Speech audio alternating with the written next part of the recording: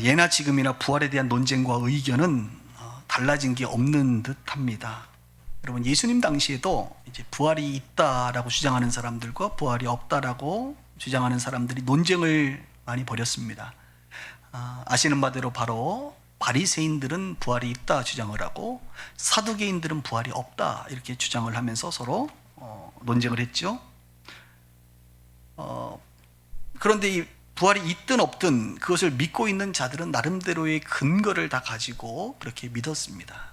그런데 그 근거가 어떤 것이 더 정확한 근거인지는 이제 확인을 해봐야겠죠. 한 번은 부활이 없다라고 믿었던 사두개인들이 예수님께 찾아와서 결국은 부활이 없다라고 하는 그 결론을 듣기를 원했습니다. 그러나 계대혼인법의 이야기를 통해서 예수님은 부활이 있다라고 결론을 내려주셨습니다. 여러분, 우리가 살고 있는 이 시대에도 부활이 있다고 믿는 사람들이 있는 반면에 부활이 없다고 믿는 사람들이 있습니다. 각자 믿는 것은 자유지만 종종 바리새인들과 사두개인들처럼 치열한 논쟁을 벌이기도 하고 서로 책을 써서 출판하기도 하고 그렇습니다. 특별히 예수님께서 부활을 하시고 이제 승천을 하셨잖아요. 그리고 그 부활하시고 승천하신 모습을 보지 못했던 초대교회의 수많은 사람들, 그리고 저와 여러분들, 육신의 눈으로 그것을 보지 못했기 때문에 그런 사람들이 꽤나 많죠. 그러나 그 예수 그리스도를 믿습니다. 십자가의 사건을 그들이 믿지요. 예수님이 실존하신 인물이라는 것을 믿습니다. 그래서 그 믿음을 따라 공동체를 만들고 그 공동체를 교회라고 말하는데, 은근히 교회 안에는 예수님의 십자가는 믿지만 예수님의 부활 혹은 우리가 부활할 것이다 라고 하는 그 사실은 믿지 못하는 사람들이 꽤나 있는 것 같아요. 초대교회도 있었고 지금도 여전히 있는 것 같습니다. 사도 바울이 고린도전서 15장에 꽤나 길게, 여러분 보시는 것처럼 50절 이상이나 되는 긴 내용을 부활이라고 하는 주제로 써 나갑니다. 편지를 씁니다. 고린도 교회는 사도 바울이 개척한 교회고 그들이 다 예수를 믿는 사람들이지만 그들 가운데 여전히 부활에 대해서 믿지 못하는 사람들이 많았기 때문에 바울이 부활이 있다라고 하는 이 한마디의 주장을 위해서 굉장히 긴 편지를 쓰게 됩니다. 저는 오늘 부활절을 맞이해서 우리가 어떤 설교를 좀 나눌까 하다가 이 사도 바울의 긴 부활장이라고 불리는 고린도전서 15장을 좀 핵심적으로 정리를 좀 해서 오늘 이 설교를 듣고 나서 여러분들의 마음 가운데 적어도 부활이 있구나, 나도 부활하겠구나, 부활이 없다가 아니라 부활이 있다라고 하는 확신 가운데 거하는 그런 날 되기를 주님의 이름으로 축복합니다. 바울이 지금 세 가지를 말하는데 15장에 보면 첫 번째는 예수님은 실제로 부활하셨다라는 것을 말하고 있어요. 물론 하나님의 감동을 따라 쓴 성경이기 때문에 바울의 내용 고백이길 뿐만 아니라 하나님의 메시지이죠. 뭐라고요? 예수님께서는 실제로 부활하셨다는 거예요. 한번 3절부터 볼까요? 내가 받은 것을 먼저 너희에게 전하였나니 이는 성경대로 그리스도께서 우리 죄를 위하여 죽으시고 장사 지낸 바 되셨다가 성경대로 사흘 만에 살아나셨고, 그 다음에 게바 베드로죠. 베드로에게 보이시고 12 제자에게, 그 후에 500의 형제에게 일시에 보이셨다, 이렇게 말합니다. 여러분, 성경대로 예수님이 죽으셨고요, 성경대로 3일간 장사 지내셨고 성경대로 3일 후에 살아나셨습니다. 살아나셨으니 살아난 그 모습을 보이셨습니다. 베드로에게 보이셨고 12명에게 보였고 500여 명에게 보였고, 그리고 바울은 나에게도 예수님 승천하셔서 하늘 보좌에 계시지만 내가 영으로 그분을 만났다, 그분이 나에게 환상 가운데 꿈으로 영으로 나에게 나타나셨다, 그는 이렇게 주장을 하고 있습니다. 여러분, 부활 사건이라고 하는 것은 예고 없이 갑자기 일어난 사건이 아니다라는 거예요. 뜬금없는 이야기가 아니다. 그것은 이미 성경에, 구약 성경에 예언된 내용이라는 거예요. 그러니까 수백 년 전에 선지자들을 통하여 하나님께서는 부활이 있다, 예수가 부활할 것이다라는 것을 예고해 주셨다는 겁니다. 대표적으로 어떤 것들이 있죠? 예수님이 죽으심에 관련돼서는 이사야 53장 고난의 종에 대한 이야기 있잖아요. 그런데 많은 사람들이 부활에 대해서 도대체 구약이 말하고 있는 게 뭡니까? 많은 학자들과 목회자들이 연구하고 찾지만 사실 정확하게 부활에 대해서 막 드러날 만한 성경은 많지가 않아요. 그런데 성경은 성경으로 풀라고 성경 중에 가장 대표적으로 부활에 대해서 구약이 말하고 있는 내용이 있는데요. 그게 뭘까요? 바로 예수님이 요나의 표적에 대한 이야기를 하셨잖아요. 요나의 표적. 내가 이 시대에 너희들에게 표적을 구하는 너희들에게 요나의 표적밖에 보일 게 없다. 그러면서 요나의 표적의 의미가 뭐라는 거예요? 바로 인자가 3일 동안 물고기 뱃속에 있었던 것처럼 요나가, 그리고 토해진 것처럼 3일 동안 죽고 장사되었다가 3일 후에 다시 살아나리라. 그 내용을 예수님이 친히 자신이 구약의 말씀을 통하여 말해주고 있는 거예요. 그러니까 우리는 요나의 이야기를 보면서 요나가 물고기 뱃속에 들어갔다가 3일 후에 토해졌다. 아, 순종하지 않으니까 물고기 뱃속에 들어가는구나. 그 어둠 가운데 고생하는구나. 그리고 물고기도 요나가 싫었는지 뱉어버리는구나. 이렇게 요나의 일생을 통하여 그냥 하나의 스토리로 그냥 알고 있는데, 그것도 물론 맞지요. 그런데 요나의 스토리이지만 그 안에 우리가 예수님이 말하지 않고는 전혀 깨달을 수 없었던 그 비밀스러운 부활에 대한 메시지를 담고 있었더라고요. 그것을 누가 얘기해 줬다고요? 지금 예수님께서 친히 말씀해 주시는 거예요. 그 외에도 뭐 아브라함이 이삭을 바칠 때에 죽이지 않고 살아난 것, 이것도 뭐 부활에 대한 메시지로 굳이 말하자면 말할 수 있는 거고요.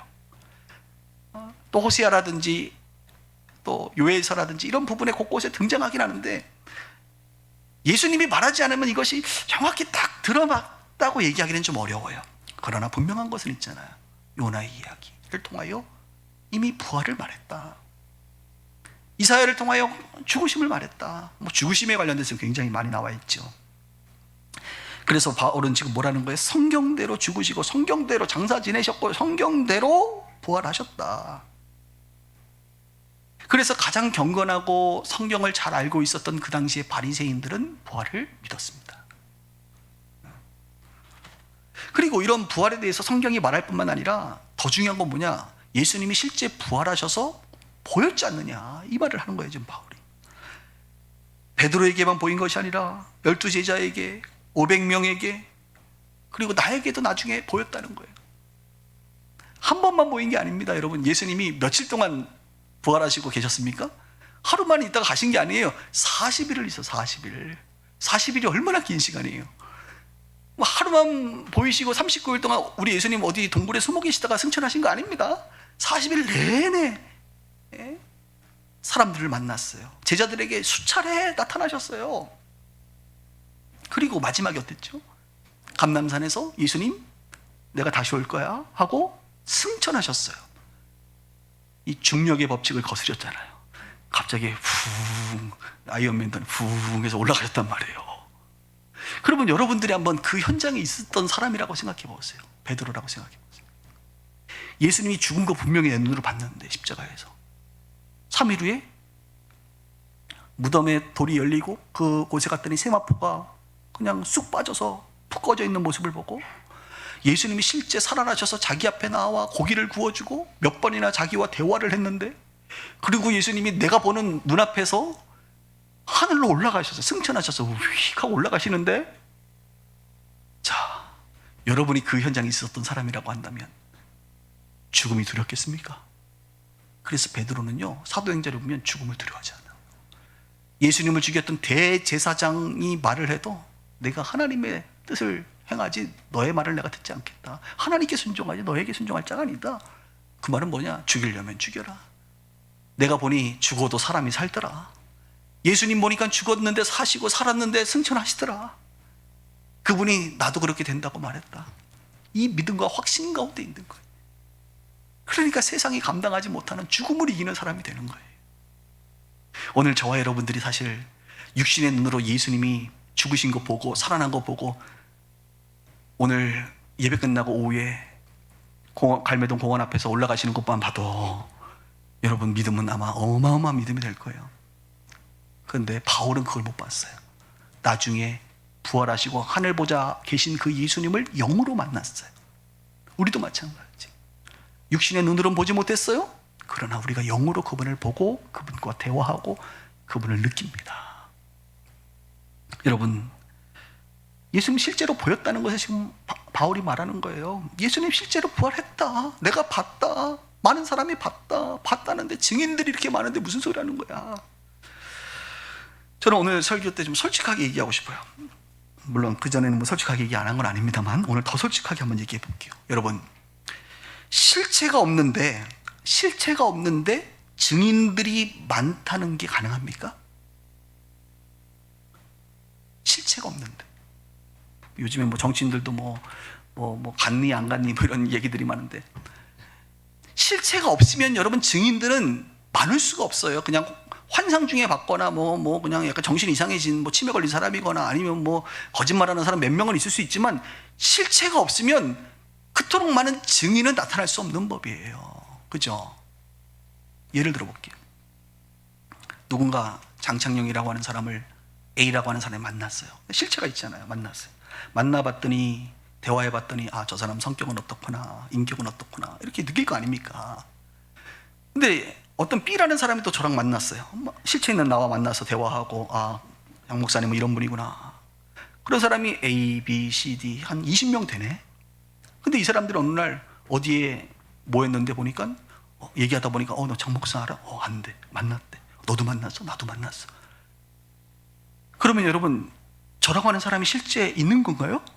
그런 증인들이 많으면 있을 가능성이 매우 높지요. 다 거짓말하는 건 아니니까. 근데 더 놀라운 건 뭐냐? 만났는데 구체적으로 그 사람은 어떻더라, 그 사람의 성품은 어떻더라, 인격은 어떻더라, 그다음 뭐 은사는 어떻더라, 그 어떻더라고 하는 것이 A라는 사람만 얘기하는 게 아니라 느끼는 게 아니라 B도 C도 E도 20명의 사람들이 다 동일하게 느끼고 있어요. 만난 적이 없는데 각자 나를 만났을 뿐인데 다 동일하게 얘기하고 있다고 한다면 여러분, 이 실체는 있는 거지요. 실체가 없는데 어떻게 이렇게 확실한 증인들이 많을 수가 있어요. 지금 제가 무슨 말을 하고 싶은 거냐면, 예수님을요 본 사람이 너무 많아. 그죠? 예수님을 경험하고 느끼는 사람들이 많은데 이 느끼는 사람들이 말하는 게 틀리지 않고 다 비슷해. 이게 실체 없이 가능한 일입니까? 저는 한국 사람인데 제가 코로나 터지기 전에 하와이를 마지막 해외로 나갔는데, 하와이 갔더니 이제 예배 드리는데 뭐 전 세계 사람들이 모여서 예배를 드리더라고요. 미국 사람도 있고 아프리카 사람도 있고 중동 사람도 있고 뭐 캐나다 사람도 있어, 한국 사람도 있어. 처음 만난 사람들이에요. 만나서 대화를 하는데 너 예수님 만났니? 만났대. 너도 만났어? 너도 만나? 나도 만났대. 그럼 예수님이 있다는 사실이 굉장히 점점 확실해지잖아요. 근데 더 놀라운 건 뭔지 아세요, 여러분? 야, 내가 만난 예수님은 이런 분이거든. 예수님에 대한 인격과 성품에 대해서 얘기하는데 아프리카 사람도 뭐라 그러냐면 나도 그 예수님 만났어. 캐나다 사람도 내가 만난 예수님도 그 사람인데, 그런 성품인데. 미국에 있는 사람도 내가 만난 예수님도 똑같은 분인데. 여러분, 이 정도 되면 이거는 확실한 거 아닌가요? 이 실체가 없이 어떻게 제정신이 아니고서 그 성품이 다 똑같은 걸 알 수가 있냔 말이에요. 교회에 성도들이 옵니다. 이분들이 예수 믿는 사람들, 예수 만난 사람들이 오고 교제하다 보면 내가 믿고 있는, 내가 알고 있던, 내가 경험한 그 성품의 예수님을 그분들도 그대로 경험하고 있는 거예요. 아니, 실체가 없이 이게 가능한 일인가요? 실체가 분명하기 때문에, 그분이 살아계시기 때문에 그분과 정말 교제해 보니까 그런 분이구나 라고 우리가 아는 것처럼 모두가 그것을 알고 있단 말입니다. 이런 사람들이 몇백 명이 아니라 몇천 명이 아니라 수억 명의 사람이 이런 허다한 증인이 있는데, 이 사람들이 부활하신 예수님을 만나고 그분이 살아있다라고 다 증언하고 있는데 어떻게 부활이 없다라고 말할 수 있냐 말이에요. 사실 하나님이 계시다, 이것보다 더 확실하고 이것보다 더 확률이 높은 사실은 없는 거예요, 여러분. 이렇게 많은 증인들이 있는데. 제가 가끔 세진자들 교육할 때 그런 얘기해요. 오늘 1부 때 얘기 안 한 거 많이 얘기한다. 불암산에 가면 산삼이 있을까 없을까요? 우린 본 적이 없으니까 없다고 얘기하는 게 맞겠지만, 없다라고 말할 수는 없다 그랬어요. 있으면 어떡할 건데요? 다 뒤져보지 않았으니까. 근데 어떤 A라는 사람이 산삼을 봤어. 그럼 그 사람은 있다고 말할 거 아닙니까? 근데 이런 사람이 한 명이면 우리가 좀 믿기가 어려워. 에이, 불암산에 돌밖에 없더만 무슨 선한 것이 나와. 그런데 이런 사람이 2명이 생기고 3명이 생기고 10명, 100명, 1000명 생긴다고 생각해 보세요. 나는 못 봤는데 아직 1000명 정도 봤다고 하면 있다고 봐야 되는 거 아니에요? 그런 증인들이 그 정도 있다면. 그 말을 하고 있는 겁니다. 사랑하는 성도 여러분, 여러분 예수님 만나셨어요? 물론 육신의 눈으로는 우리가 보지 못했지만 그분과 인격적 관계를 가지고 그분과 세미한 음성을 듣고 우리의 작은 신음을 이야기할 때 그분이 들으시는 그런 분 맞습니까? 그분이 죽어버린 분이 아니라 정말 살아서 지금도 영으로 우리 가운데 역사하시는 분이 맞아요? 그분이 성경이 말하고 있는, 바울이 말하고 있는 그 부활하신 예수님, 바울이 말한 예수님이 내가 본 예수님이고 베드로가 본 그 예수님이 내가 본 예수님이 맞냔 말이에요. 그렇다고 한다면 부활은 있죠. 부활한 거죠, 예수님. 동의하시나요?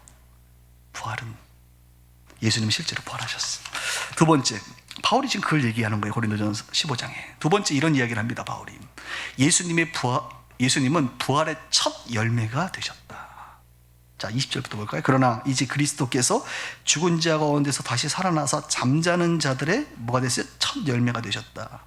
사망이, 죽음이 한 사람으로 말미암았으니, 누구예요? 아담이죠. 죽음은 아담으로부터 말미암았으니 그 위에 아담이 죽은 열매가 돼서 수많은 사람들이 죽음의 열매를 이어받듯이 죽은 자의 부활도 한 사람, 예수님으로 부활도 시작이 돼서 수많은 사람들이 부활을 이제 경험하게 된다는 겁니다. 자, 첫 열매라는 게 뭐예요? 나무를 심게 되면 뭐 짧게는 바로 그 다음에 아니면 2, 3년 후에 열매를 맺잖아요. 뭐 한 번 열매 맺고 끝나는 게 아니죠. 정상적이면 열매가 내년에도 맺고 그 다음 년에도 맺는 거예요. 첫 열매가 맺었다는 것은, 처음이 있다는 것은 그 다음이 있다는 것을 지금 말하고 있는 거예요. 그 다음 중에 누가 포함되느냐? 여러분들이 포함된다는 겁니다. 여러분들도 부활한다는 거예요. 부활의 순서가 있습니다. 근데 감사하게 이 부활의 스타트를 누가 끊었다? 예수님이 끊었다. 이제 예수님이 부활의 모형을 보여줬고 이제 우리 모두가 부활합니다. 근데 부활의 순서가 이렇게 됩니다. 다른 성경을 정리해 보면 예수님이 부활의 첫 열매가 되셨고 그 다음에 이제 예수님이 재림하시는 순간 예수 그리스도 안에 속한 자들이 부활을 해요. 저와 여러분들이죠. 근데 예수 믿다가 미리 죽은 사람들, 지금 저희 아버지 같은 분들, 이미 돌아가신 분들이 있어요. 예수 믿고 죽으신 분들. 죽으신 분들은 부활한 모습은 아니고 지금 영이 하나님과 함께 하시죠, 천국에서. 그러나 이제 예수님 오시면 그분들, 예수 믿고 미리 죽으신 분들이 그 영이 예수님과 함께 오십니다. 함께 오셔서 부활의 몸으로 이제 그분들이 부활하시고, 그 다음에 살아서 우리가 주님을 만나거든. 그 다음에 우리가 이제 부활을 하고, 마지막에 누가 부활하느냐? 예수 안 믿은 비신자들이 부활합니다. 가끔 성도님들 중에 예수 안 믿는 비신자들이 부활한다라고 하는 이야기를 하면 당황하시는 분들이 있어요. 왜? 그런 얘기를 별로 안 들어본 것 같은데, 여러분, 예수 안 믿는 사람도 부활해요. 아담 이후에 모든 인간은 다 부활해요, 주님 오시면. 사도행전 24장 15절에 이런 말이 있습니다. 그들이 기다리던 바 하나님께 향한 소망을 나도 가졌으니 곧 의인과 악인의 부활이 있으리라 함이니라. 의인과 악인의 부활이 있다. 요한복음 5장 29절에 선한 일을 행하는 자는 생명의 부활로, 악한 일을 행하는 자는 심판의 부활로 나오리라. 다 부활해요. 그런데 어디로 부활하느냐, 언제 부활하느냐, 이게 다른 거예요. 의인의 부활이냐, 악인의 부활이냐, 생명의 부활이냐, 심판의 부활이냐. 여러분은 어느 쪽인 것 같으세요? 우리 모두는 첫 열매이신 예수님을 이어서 부활할 터인데 의인의 부활이 되어야 되죠. 생명의 부활이 되어야 되죠. 어떻게 이게 가능합니까? 성경은 너무나도 분명히 알려주고 있습니다. 예수를 여러분들이 믿는다고 한다면, 예수의 십자가 사건, 그분의 보혈의 은혜, 대속하심, 우리의 죄를 담당하심, 그리고 부활하신 그 예수를 여러분들이 영접하시고 믿으면 우리는 의인의 부활, 생명의 부활을 경험하게 되는 거예요. 그리고 죽을 때까지 그 예수 안에, 올해 표어처럼 그리스도 안에서 우리가 살아가다 보면 우리는 생명의 부활을 경험하게 됩니다. 제가 장례식을 집례할 때가 많은데, 장례식을 집례할 때마다 빼놓지 않고 늘 부르는 찬송이 하나 있습니다. 아마 여러분도 들어봤을 거예요. 천국에서 만나보자. 이 찬양 아세요? 천국에서 만나보자, 그날 아침 거기서. 이 가사를 한번 제가 읽어드릴게요. 천국에서 만나보자, 그날 아침 거기서. 순례자여 예비하라 늦어지지 않도록. 그리고 후렴이 어떻게 됩니까? 만나보자 만나보자 저기 배는 저 천국문에서. 만나보자 만나보자 그날 아침 그 문에서 만나자. 저와 여러분 우리 모두가 부활할 터인데 부활하면 만나야죠. 만날 수 있습니다. 우리 어디서 만나느냐? 어디에서? 네. 천국문 앞에서 만나요. 할렐루야. 천국문 앞에서. 지옥문 앞에 계시면 안 돼요, 여러분. 그럼 못 만나요. 우리 모두가 천국문 앞에서 만나보자 만나보자 저기 배는 저 천국문에서. 만나보자 만나보자 그날 아침 그 문에서 만나자. 그 문에서. 그래서 이 찬양은 여러분 울면서 부를 찬양이 아니에요. 얼마나 위대한 찬양입니까? 지금 돌아가신 이 성도님이 육신적으로는 돌아가셔서 우리가 슬픔을 갖고 있지만 이 찬양은 우리에게 소망을 주잖아요. 만날 거라, 부활할 거라, 그 문에서 우리가 만날 건데 뭐 그날을 기대한다, 그날을 소망한다. 천국에서 만나보자. 그래서 제가 가끔 여러분들에게 천국에서 꼭 만납시다 이런 얘기를 하는 거예요. 예수님이 부활의 첫 열매가 되셨고 우리도 결국은 부활의 열매를 맺게 될 것입니다. 바울이 그걸 말하는 거예요. 세 번째, 자, 실제로 부활하셨고 부활의 첫 열매가 되셨고 마지막은 예수님은 신령한 몸으로 부활하셨다. 그럼 우리가 어떤 몸으로 부활하느냐? 51절 볼까요? 보라 내가 너희에게 비밀을 말하노니. 이것도 비밀이에요. 세상 사람들 모르는 비밀이에요. 우리가 다 잠잘 것이 아니요 마지막 나팔이 불리면 순식간에 호련히 다 변화되리니. 저는 이 표현이 너무 좋아. 호련히. 굉장히 몽환적이고 좋아. 이 표현. 호련히 다 변화되리니. 어떻게 변화될까? 나팔 소리가 나며 죽은 자들이 썩지 아니할 것으로 다시 살아나고 우리도 변화할. 자, 썩지 아니할 것으로 살아난다. 그 말은 육신의 몸은 썩잖아요. 썩는 몸입니다, 우리. 제가 예전에 우리가 쇠해지고 있다 이런 표현을 세례 요한 설교하면서 얘기를 했는데 여러분은 쇠해지고 있을 뿐만 아니라 또 다른 표현으로 말하면 지금 썩어져 가고 있습니다. 아멘? 목사님 뭐 그렇게 표현하세요? 아니 사실이에요. 여러분의 피부를 보세요. 점점 썩어져 가고 있잖아요. 우리의 몸은 점점 썩어져 가고 있어요, 여러분.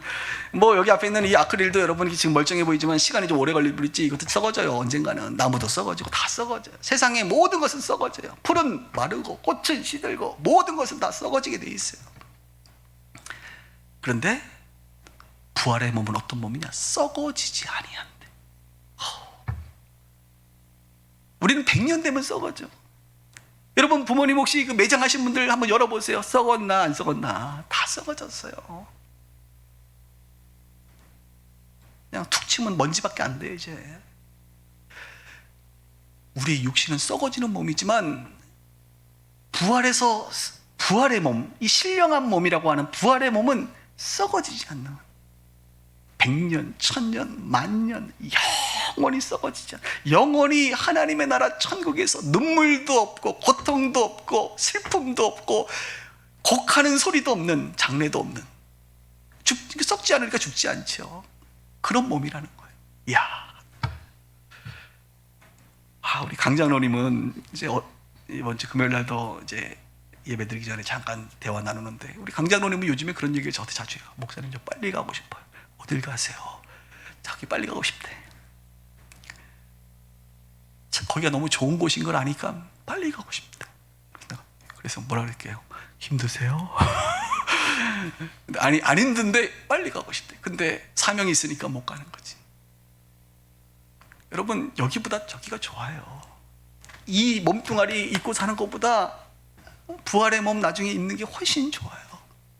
그러나 그렇다고 먼저 가룟 유다처럼 스스로 목숨 끊으면 안 됩니다. 그 문이 아니라 다른 문에 갈 수도 있어요. 곤란해. 그 신령한 몸. 그럼 이 신령한 몸을 조금 더 말하면 그것이 어떻게 됐느냐 도대체. 예수님이 롤 모델이잖아요. 예수님이 보니까 이 몸을 볼 수 있어요. 눈으로 보이고요. 만질 수 있었어요. 살과 뼈가 있다 그랬어요. 그리고 고기도 막 생선도 구워 주실 수 있어요. 근데 더 놀라운 것은 문을 그냥 통과하세요.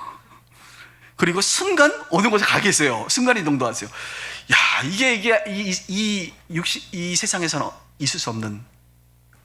양자 무슨 뭐 역학 뭐 이런 게 있다던데 요즘에 뭐 양자 컴퓨터 이런 게 혹시 발달하면 그런 게 혹시 밝혀질런지 과학이 어떨지 모르겠습니다만 이게 지금 우리의 눈으로는 이해가 안 되는 그러나 말하고 있는 분명한 것들이 있어요.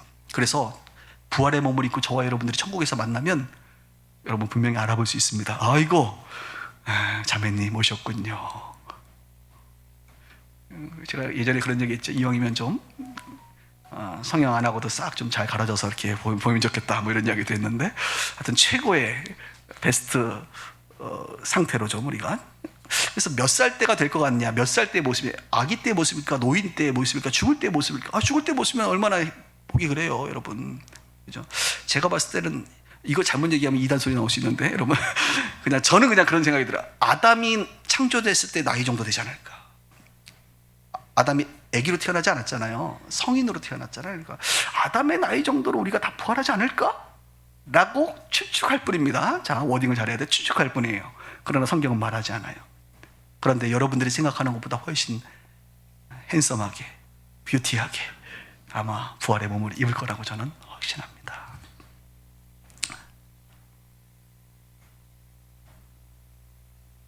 제가 금요일날 이런 얘기를 했어요. 설교 중에 우리 모두는 죽음을 향해 걸어가고 있다.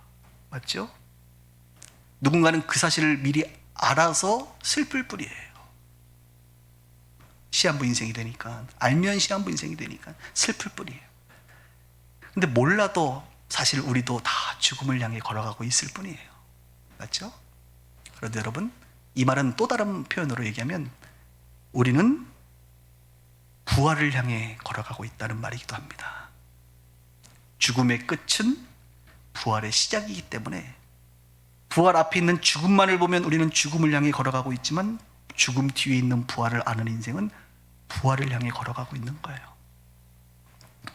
그 말은 우리 모두는 신령한 몸으로 부활할 것이라는 겁니다. 너무 썩어져가는 육신 때문에, 질병 가운데 있는 육신 때문에 속상해하지 마시고 아쉬워하지 마시고 너무 미련 갖지 마세요. 결국 다 죽어 썩어져 없어질 몸입니다. 그리고 죽어 썩어져 없어져야 그 다음에 부활이 있는 거예요. 그래서 우리는 그날을 담담히 준비해야 됩니다. 의인의 부활이 되도록 준비해야 됩니다. 생명의 부활이 되도록 준비해야 됩니다. 천국문 앞에 있는 부활의 몸이 되도록 준비해야 된다고요. 오늘 그렇게 결단할 수 있기를 주님 이름으로 축복해요. 말씀을 정리하면서 오늘 사도 바울은 하나님의 감동을 따라 부활은 없다라고 생각하는 고린도 교회 성도들에게 긴 편지를 통하여 세 가지를 말합니다. 첫 번째, 예수님은 실제로 부활하셨다. 허다한 증인들이 있지 않느냐. 예수님은 부활의 첫 열매가 되셨다. 첫 열매가 있으면 다음 열매가 있는데 다음이 우리 차례다. 예수님은 신령한 몸으로 부활하셨다. 우리도 육신이 죽고 썩으면 신령한 몸으로 부활할 것이다. 부활이 없다? 아닙니다. 부활은 있습니다. 부활은 있다. 기도하겠습니다.